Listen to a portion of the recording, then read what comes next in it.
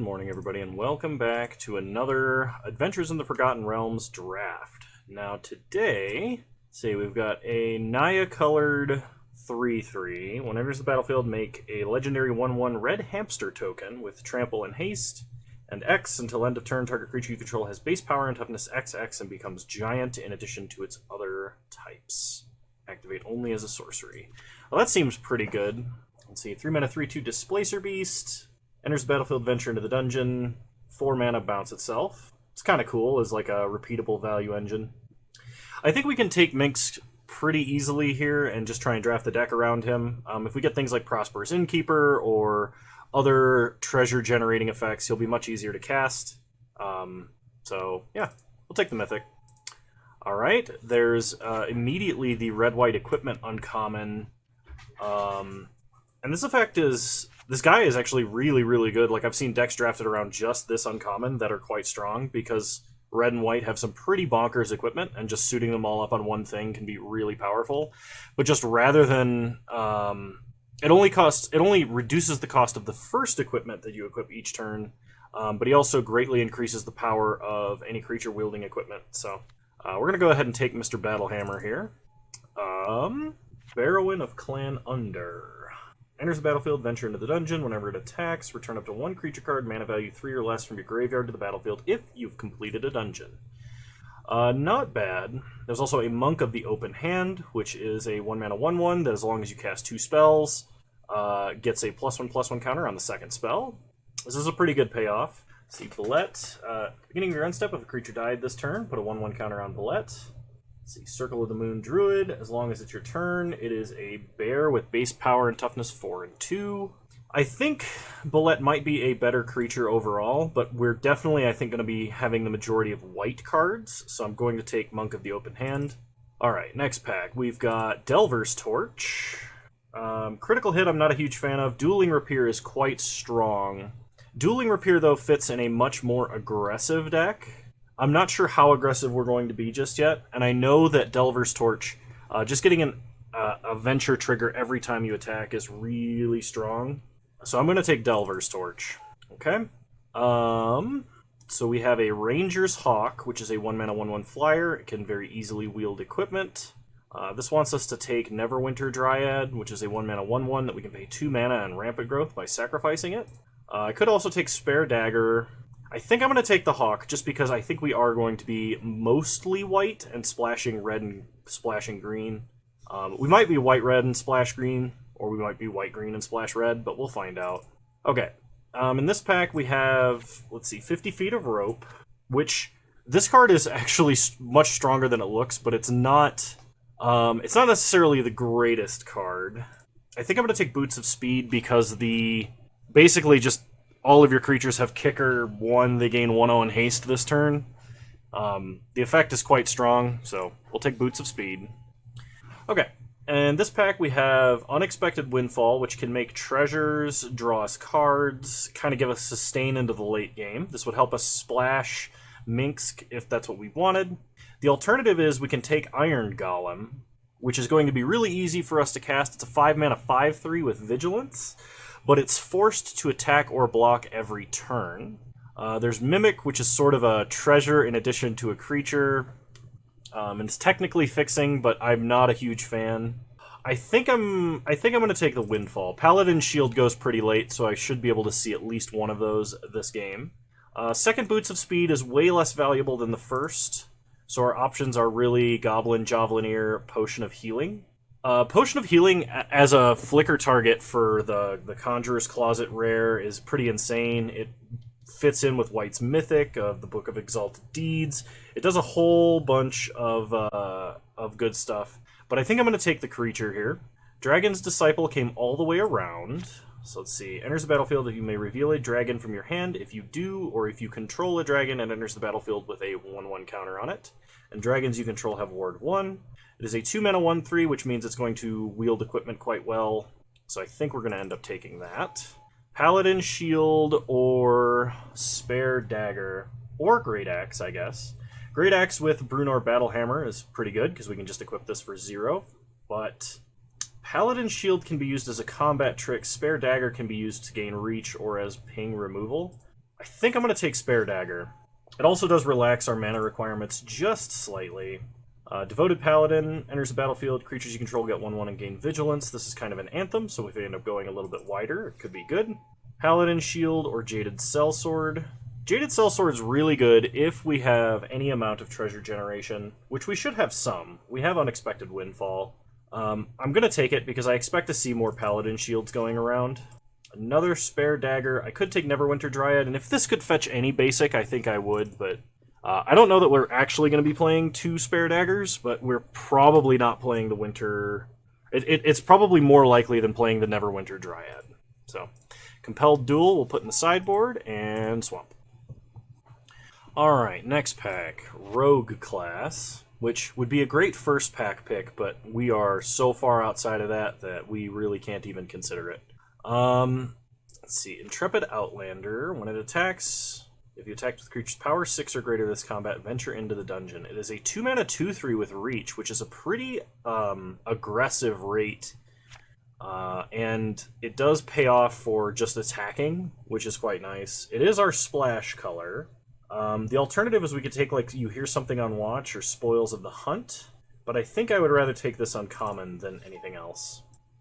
Okay, so there's Goblin Morningstar, another Intrepid Outlander, Delver's Torch, Hoarding Ogre, Minimus Containment, or You Find a Cursed Idol. I think I'm going to take Minimus Containment because this ability is so strong. Every single time I've run into this card, my opponent just takes out my best permanent, basically. And I have almost no way to deal with that. So I think I am going to take this even over another Intrepid Outlander and even over Planar Ally, which does strike me as a very strong effect. Goblin Morningstar I feel like underperforms just a little bit, but it can be strong, especially in the red-based decks that have some Goblin synergies in like the rare slot. So take Minimus Containment. And here's what we're looking for, Fighter class. Now, when I was originally looking at this card, I kind of thought it was bad. But when you play it, you get to search your library for an equipment, reveal it, and put it into your hand. Which means you can go get your best equipment, and this is card advantage if you're playing like more than 2 equipments, because that way your odds of drawing one are a lot less.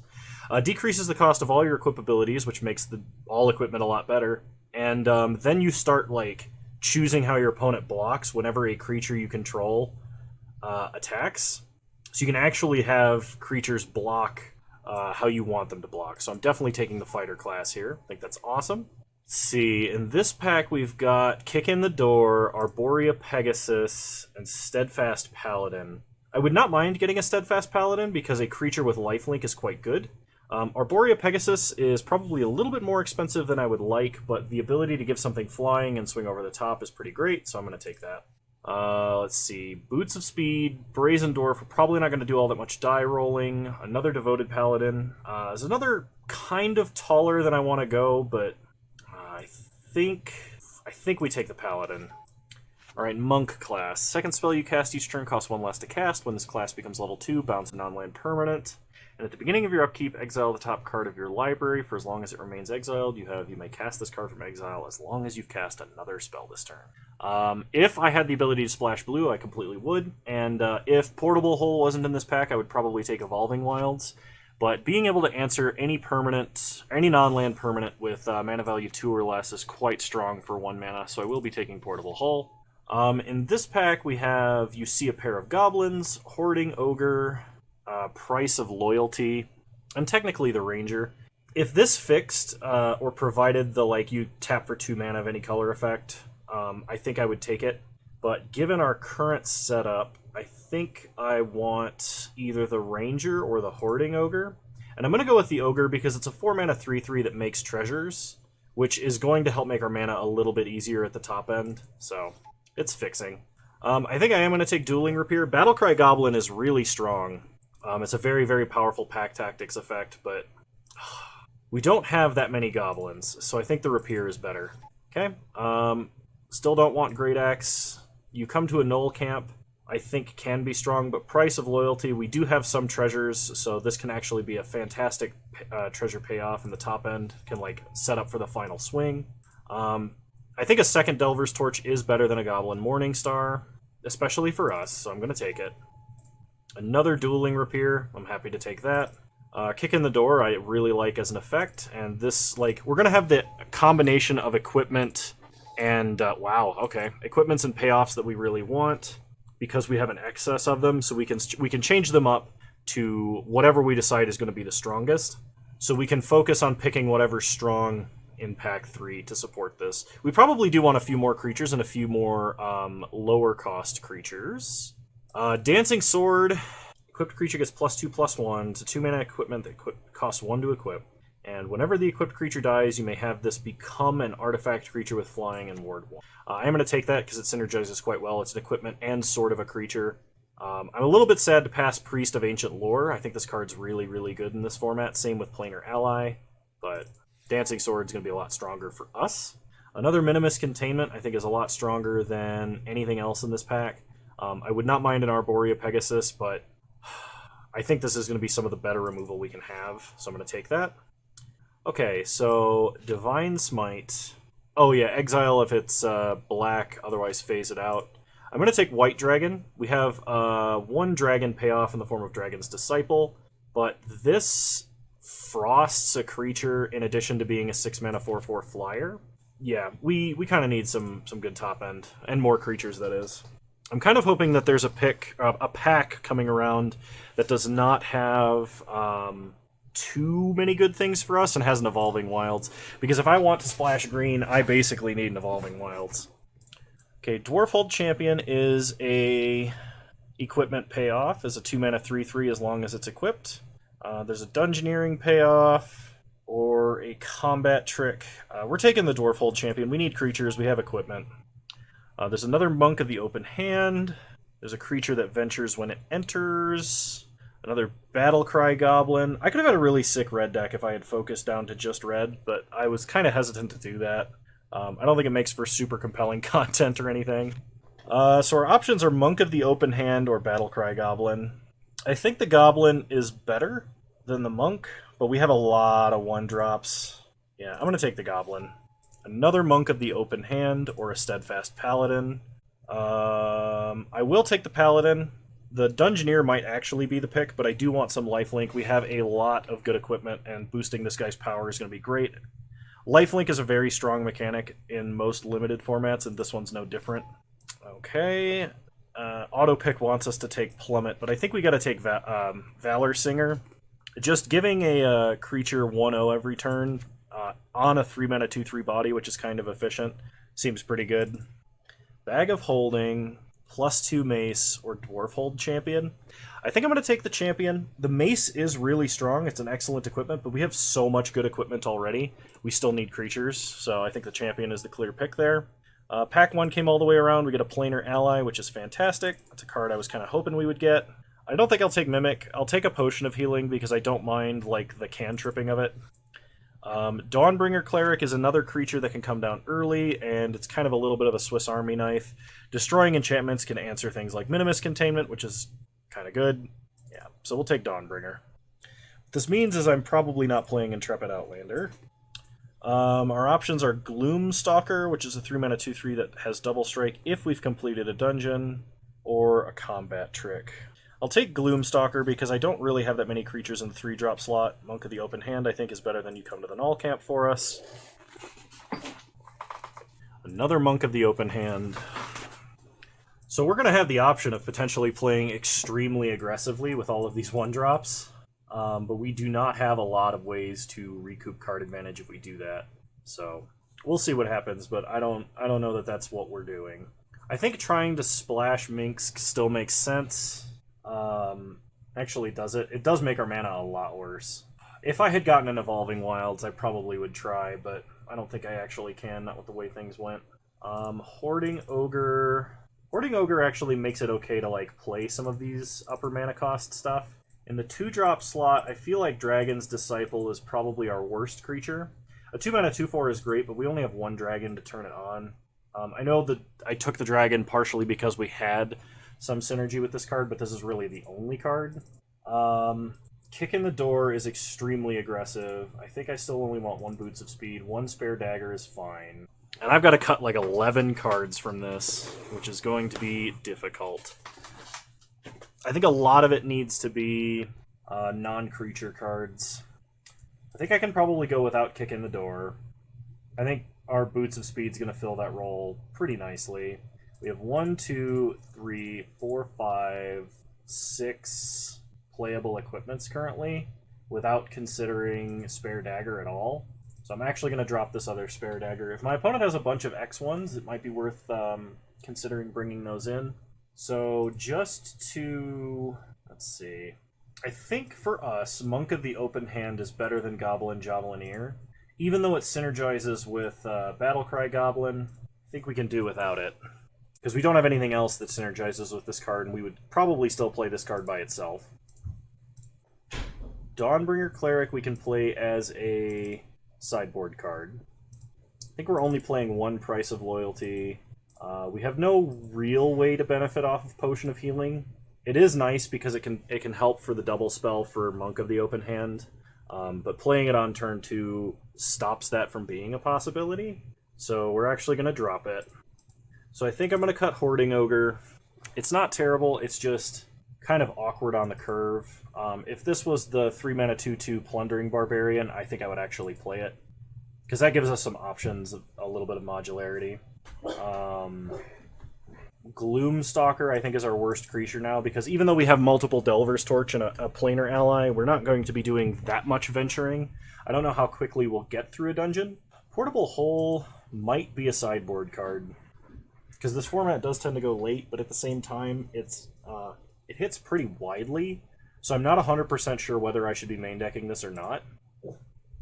I'm going to try going without Portable Hole to begin with. But if there's a bunch of... if we constantly see stuff that this would hit, I'll actually put it back in the main deck for future rounds.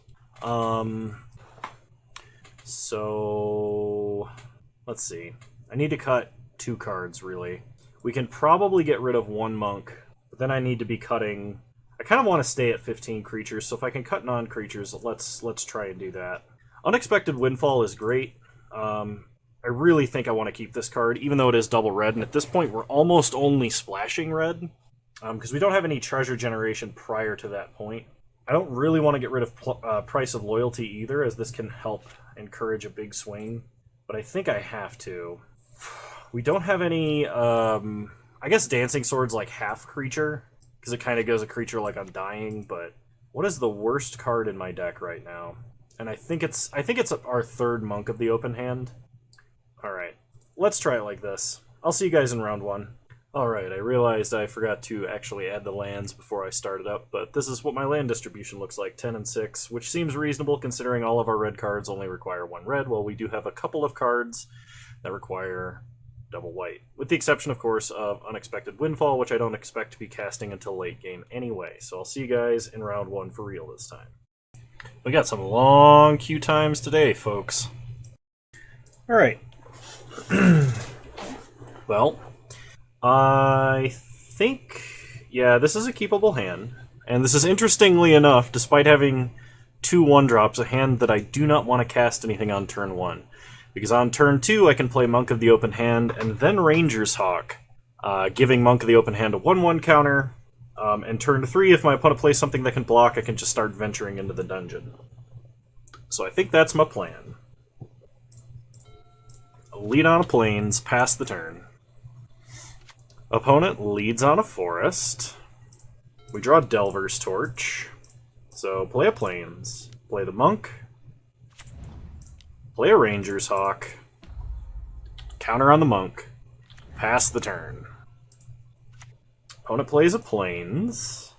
Then passes. We untap and draw a Mountain. Play a Mountain. Go to combat. Attack for 3. Opponent goes to 17, play Delver's Torch, pass the turn. Opponent untaps. They play a Plains. They play a Priest of Ancient Lore. We untap and draw Dwarfhold Champion.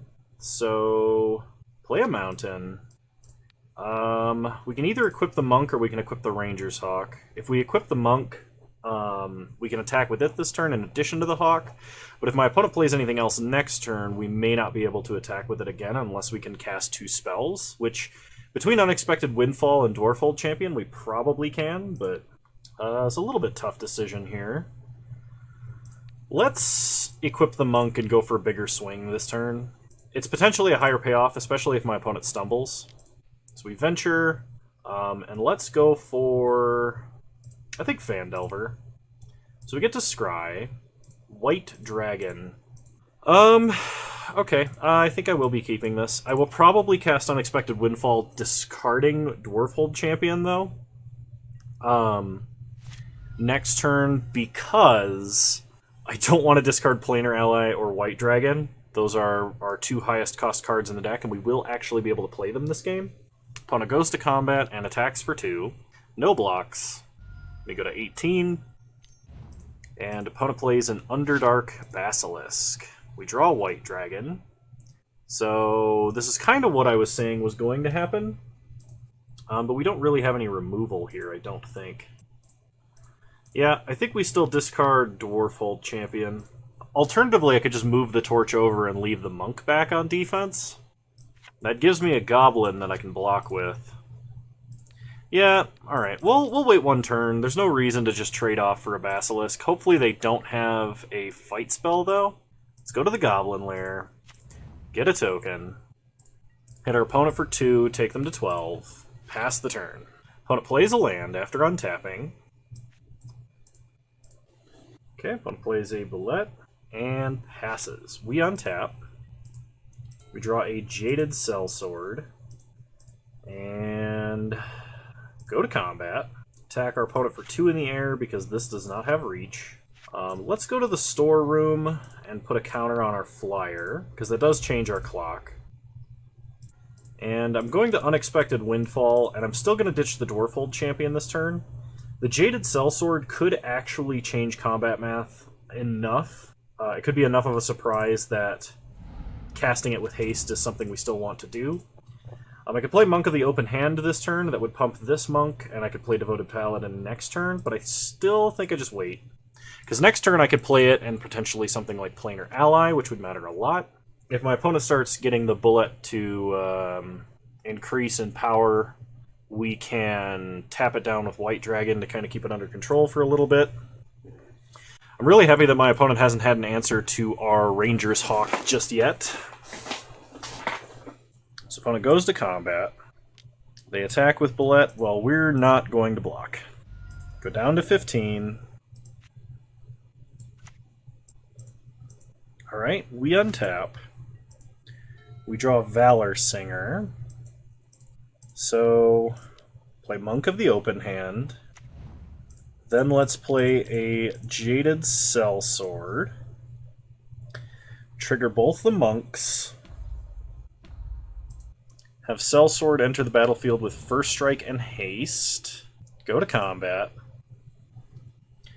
And we'll attack with the Sellsword and the Ranger's Hawk. We get to venture, so we get to draw a card, and we've successfully completed a dungeon. Okay, we get a Plains. Not a bad thing to get here. So it looks like our opponent has a fight spell.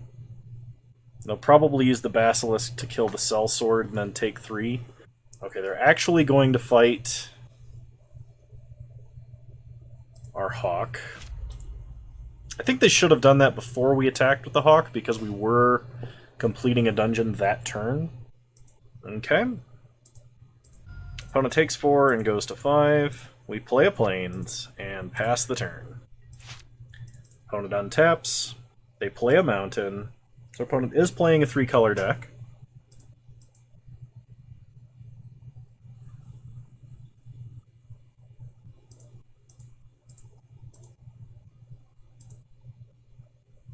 Opponent is deep in the tank.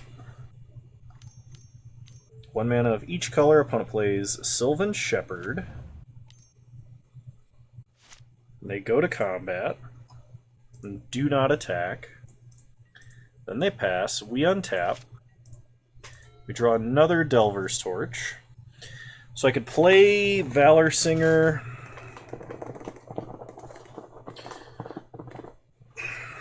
Or I could play Devoted Paladin and try and go for a big swing. If I play White Dragon, tap the Shepherd, and my opponent doesn't have a way to gain life out of hand, equipping the torch to the dragon and swinging would be lethal. That's probably my best play, so we're going to go for that. So tap the Shepherd, then pass the turn. Opponent plays You Happen Upon a Glade, getting 2 basic lands, Plains and Forest. So if we draw a Minimus Containment or another 3 mana or less spell, we can play... Well, actually, we can play Valor Singer and Delver's Torch to trigger both monks. Okay. Opponent turns our dragon into a trinket.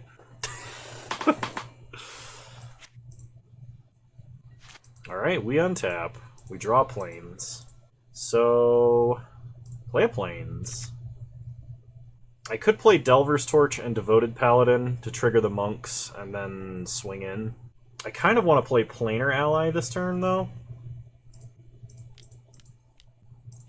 So play Planar Ally. We'll play another Torch. Trigger the monks. Pass the turn. And if I can double equip the Planar Ally, I can swing for lethal. Or I can play Devoted Paladin and just Anthem the whole team next turn and try and kill him that way by just winning on every single phase of combat, I guess. It's like having bigger creatures than them and going wider. Opponent casts You Meet in a Tavern. Reveals 2 cards, another Bullet and a Direwolf Prowler. Alright, so unless my opponent attacks with the Shepherd, they're dead. We untap. We draw Minimus Containment. Equip. Equip. Go to combat. Attack for 5 and venture 3 times. So gain 1 life. Then Scry. Steadfast Paladin to the bottom. Then Twisted Caverns will say Sylvan Shepherd can't attack. Then our opponent takes 5 damage and dies. Alright. Repeatable dungeon delving is actually really fun and limited. It feels really, really strong. Let me think about this. I may want Price of Loyalty. Monk of the Open Hand also was not bad, like, that entire game. We had so many cheap spells, it was pretty easy to turn on. I don't think any of our cards felt worse than that, though, so we're just going to run it back as is. Okay, well, we have an aggressive start with Dueling Rapier and Ranger's Hawk, and so I think I'm going to end up keeping this. If we draw a Monk of the Open Hand, that would be great. Okay, we did not. Lead on Ranger's Hawk. Pass the turn. Opponent plays a Forest into a Loyal Warhound. We untap and draw Planar Ally. Go to combat. Attack for 1 in the air and make it 3. The old Hawk wielding a rapier trick. Opponent plays a Forest. They go to combat, they hit us for 3. We go to 17. If my opponent were to play like Minimus Containment or something here, I would definitely have spent the mana on Unexpected Windfall.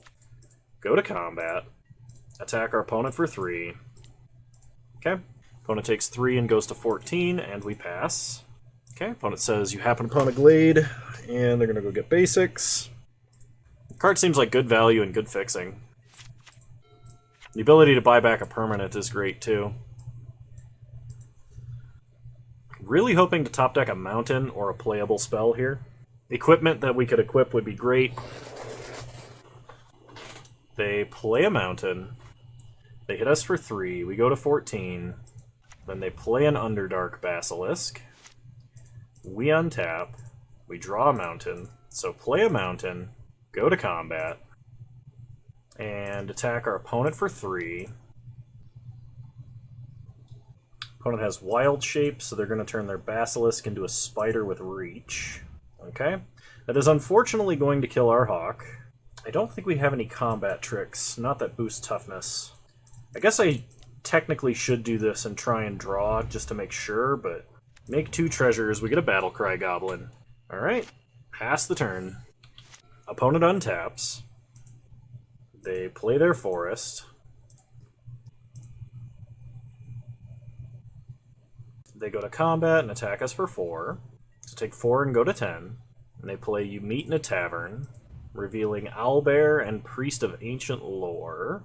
We untap. We draw Monk of the Open Hand.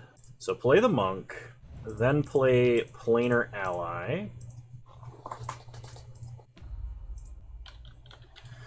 Technically, I think playing the Battlecry Goblin this turn may have actually been better.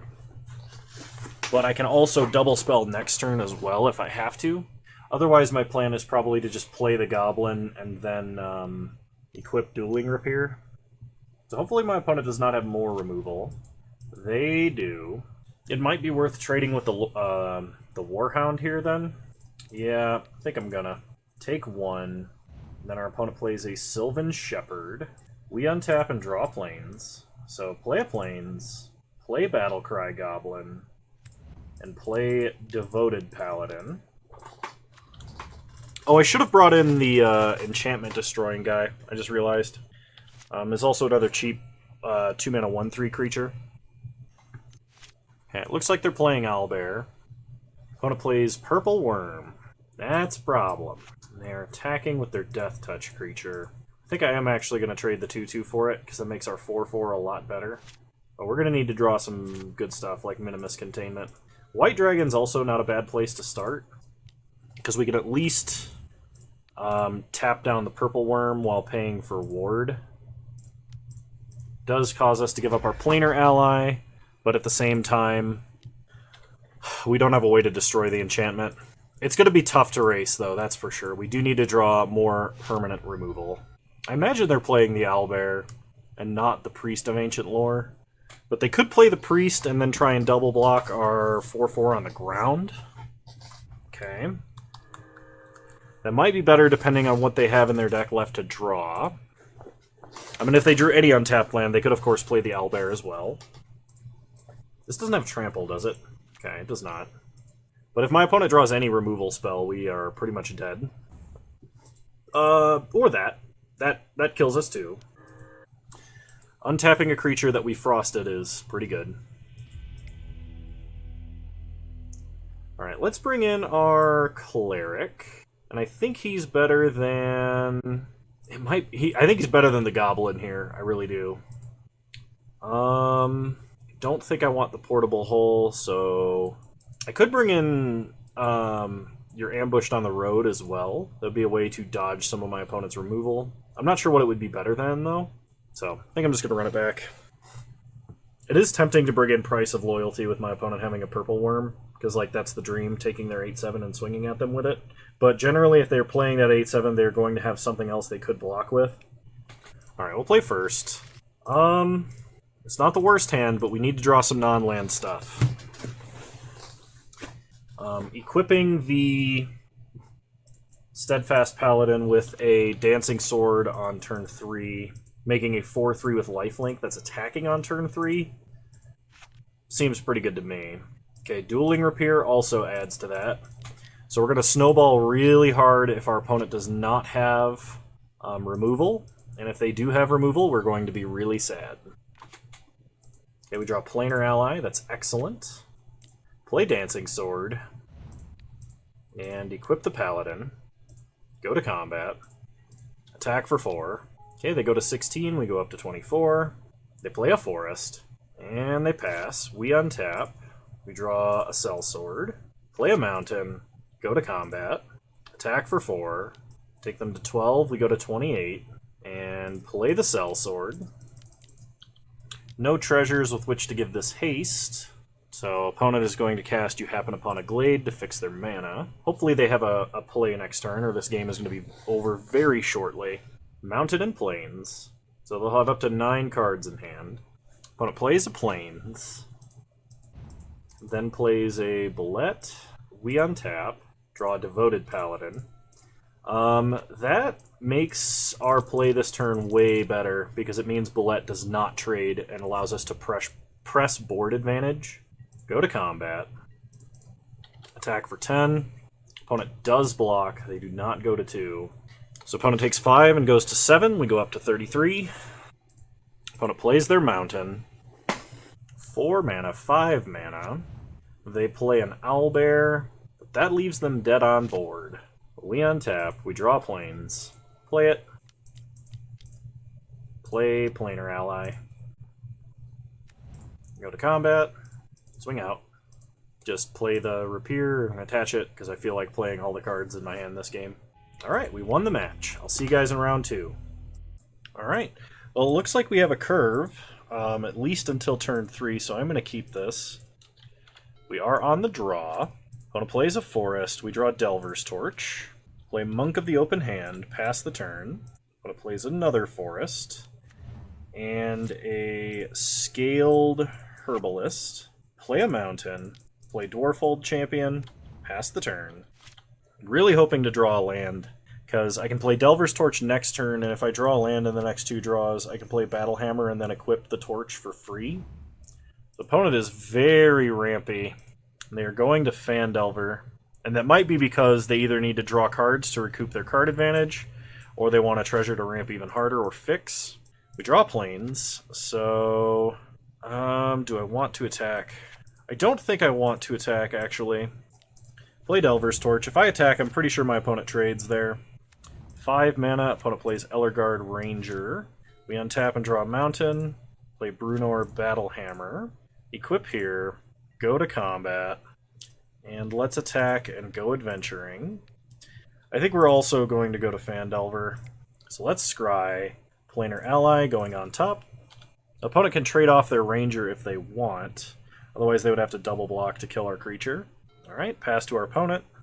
Opponent is going to destroy our Delver's Torch. How rude. We draw Planar Ally. So, play a Mountain. Play Planar Ally. Pass the turn. My opponent does have a creature with Reach, but it is currently just a 2/3, meaning we can still attack into it with Planar Ally. Opponent plays an Owlbear and draws a card. Then plays a Mountain. We untap. We draw Dueling Rapier. So...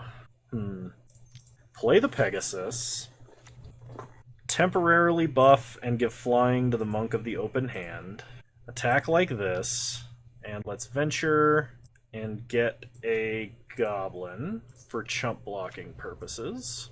Now if my opponent blocks the 2/2, they'll have fallen directly into our trap. We get a counter on that, put this here to deal maximum damage to our opponent, then we pass. I could have gone for even more damage by attacking with Brunor, but I didn't want to actually risk him in combat. Okay, cool. My opponent cannot come back from this. We have 2 flyers and just a whole bunch of synergy. I kind of want to bring in Portable Hole, because if my opponent is ramping, I want to stop them from ramping, but I'm not sure that that's actually good. I think Dawnbringer Cleric actually warrants inclusion, probably over Battlecry Goblin, and run it back. Alright, we'll keep this. Not the most amazing hand ever, but still workable. Opponent leads on a forest and a Bag of Holding. We draw Mr. Battlehammer. Play a Plains, pass the turn. Opponent plays a Mountain, then passes. We draw a Valor Singer. So play a Mountain. Play Steadfast Paladin, pass the turn. This is the card we would most like to pump with Valor Singer's Combat Inspiration. Opponent ditches Red Dragon to put it in the Bag of Holding. They play a Mountain and play Valor Singer. We untap and draw Minimus Containment. That's kind of a funny way to deal with that Bag of Holding, but I think we wait for our opponent to play a much bigger threat. So, power up our guy, hit them for 3, they trade, okay? We gain 3. Opponent plays a Hoarding Ogre. Okay, so whenever it attacks, they make treasure. We untap and draw a Dwarfold Champion. Let's see, is this Ogre worth containing? I don't think so.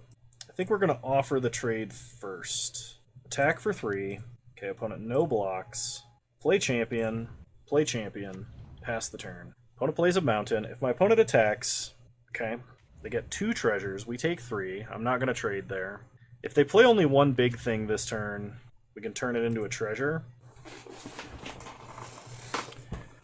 Okay, go to combat. We'll say Valor Singer pumps itself. Swing out. Opponent trades and trades, takes 3. Then we'll play Planar Ally. Pass the turn. Opponent attacks for 3.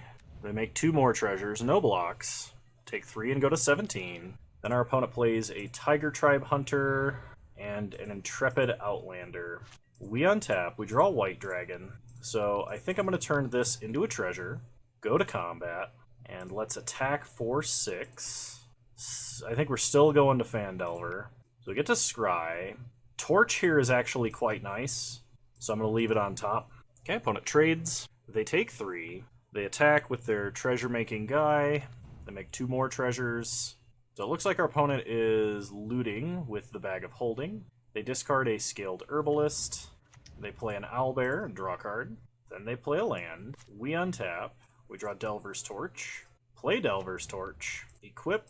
Go to combat. Attack. Double Venture. So we are going to go into the Mine Tunnels to guarantee we can play White Dragon next turn. Then we are going to go into the Fungi Cavern, so we can shrink this Owlbear, and it cannot really attack and do any damage next turn. We'll hit our opponent down to 7. They untap. Now we have the White Dragon to basically clear a path for our planar ally, while we continue to like turbo delve into dungeons. Opponent plays a Hill Giant Herd Gorger. I keep saying Hedge Gorger for some reason. We untap. We draw Dawnbringer Cleric, which we can use to gain life, and we could play Brunor in the same turn. If I play Brunor, I'm going to do more damage, or I can play the Dragon. Let me look at dungeon information really quick, because we're probably going to go for the Mad Mage dungeon next.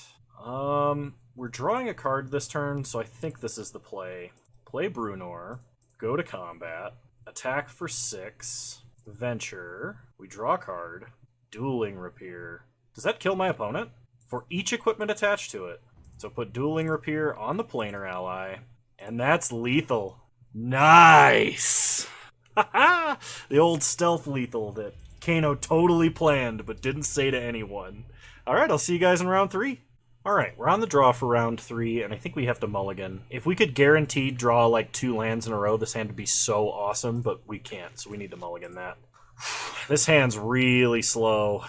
And I don't want to put back Dueling Rapier, but I'm going to. We need to draw things that are not lands. Hopefully on curve, too. Close enough. Play a Plains. I regret putting back the Rapier now, because Dwarfold Champion wielding Rapier is quite strong.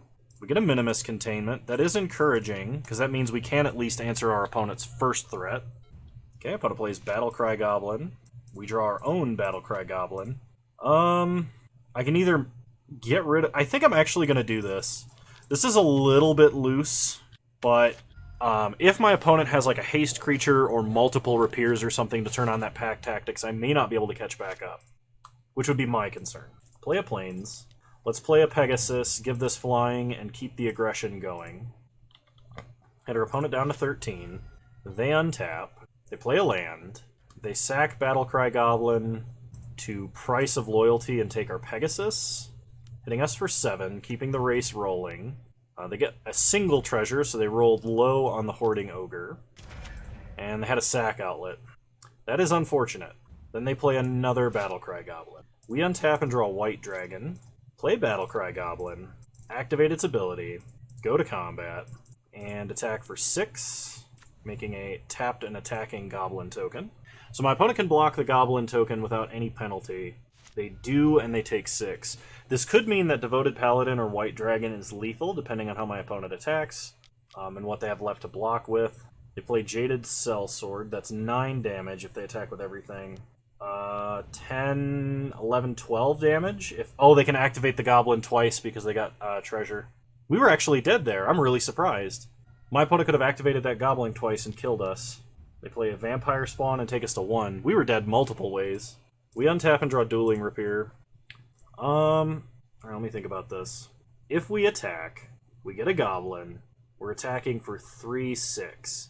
My opponent blocks the 3/1, so we're only attacking for 3. We activate, that's 2 more to 5. Activate, that's 2 more to 7. Dueling Rapier is 9. So... oh, crap. That only works if we have enough power to attack with first. And we don't. And if I equip Dueling Rapier, they know all of our tricks.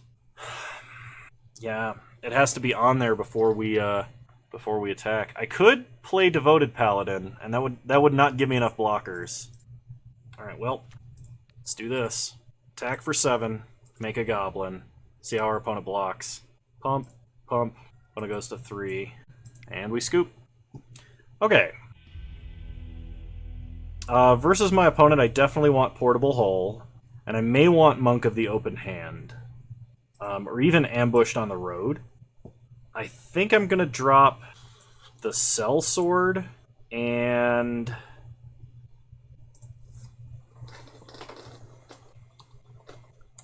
I think I'm just going to drop the Cell Sword for Portable Hull, and we'll run it like this. That does decrease the number of creatures that I have, but increases my answers. I would like to play first. Oh, if we draw any land, this hand becomes really strong. I think I'm going to actually risk it. Play a Plains, play a Monk, pass the turn. Come on, land. Any land. That is not a land. If I play the other Monk, we need to draw, I think, a Mountain. Hit them for 1, take them to 19. Play a Monk, pass the turn. Okay, come on, Mountain. Opponent plays a Mountain. We untap, we draw. Mountain. Well, that's good. Play the Mountain, go to combat. Attack for 2. Opponent has a Dragon's Fire. Nothing I can do about that. Hit our opponent for 1, take them to 18. Play Steadfast Paladin. Pass the turn. Opponent's turn 3. They play a Valor Singer. We untap. We draw a Mountain. So play a Mountain. Minimus Containment. Go to combat. Hit our opponent for 3. Opponent plays a Mountain. Plays another Valor Singer. Then passes. We draw Dwarfhold Champion. So... play Boots. Equip the Boots, go to combat, hit our opponent for 3, they trade, we gain life, up to 25, pass the turn. Opponent plays a land, plays a Cell Sword, gives it haste, they attack us for 4, so we take 4, go to 21. Then our opponent plays a Sepulchre Ghoul, we draw Dueling Rapier. I need to get rid of that Ghoul. So Portable Hull. Take out the Ghoul. Equip Rapier. Counter on the Monk. Monk wields the Rapier. Go to combat. Hit them for 5. Next turn we can move the equipment over to Dwarfhold Champion. I cannot let them have that Ghoul because if they have a Price of Loyalty, that's a sack outlet on board. And I'm not sure what we would do about that. Grim Bounty. They take out our guy. They play a land. Opponent is down to 1 card in hand. They hit us for 4. I would not mind drawing lands here. There's a land. Play a Plains. Play the Champion. Give him some boots. Go to combat. Hit our opponent for 4. They go to 6. Untap. They play a Rust Monster. And they wait. It has First Strike. We draw Mr. Battlehammer. Play Battlehammer. Equip here. Pass the turn. I cannot attack into that Rust Monster. Opponent Deadly Dispute, sacking a treasure to draw 2 cards and get a treasure back. 2 mana draw 2 in black is pretty good. Opponent plays a land, plays a Death Priest of Miracle. We untap, draw Plains. Play a Plains, play Planar Ally, equip the Planar Ally with the boots, go to combat, and attack for lethal. We still go to Fandelver. And we got there. Wow. Alright, well we got really lucky, and our greed completely paid off there. But our opponent's deck is very good. I might want this Price of Loyalty. Or another creature, at least. I think the Jaded Sellsword was probably incorrect to take out. It's probably better to drop a non-creature spell. But I'm not sure what I would cut, because I like all the equipment we've got. I like the torches and stuff. I'm not going to run it. We'll play it exactly as I did last game. Okay, this hand is very close to playable. If it had 2 lands, like white-red, this hand would be insane. But I have to mulligan that. I will keep this. It is risky. We need to draw a Mountain, but it's not that unlikely to do that. Opponent leads on a Swamp. We draw another Plains. Lead on Plains. Pass the turn. Opponent plays a Swamp into a Sepulchre Ghoul. We draw Dueling Rapier. Play Dwarfhold Champion. Pass the turn. If they have a Price of Loyalty, we're going to get completely blown out here. But I couldn't play around it. Like, they attack for 2, no blocks. We go to 18. Opponent plays Yuan Ti Fangblade. We untap. We draw Ranger's Hawk. Play a Plains. Go to combat. Attack for 3. Opponent does not trade. Play Ranger's Hawk. Pass the turn. Opponent plays a Swamp. They go to combat, attacking us for 4. No blocks. They go to Fandelver and Scry. They play a Jaded Sellsword. We untap. We draw a Mountain. Play a Mountain. I don't think I have any white equipment that I can play this turn. I can go get Dancing Sword, which could matter a lot. The alternative is I can attack with the Champion.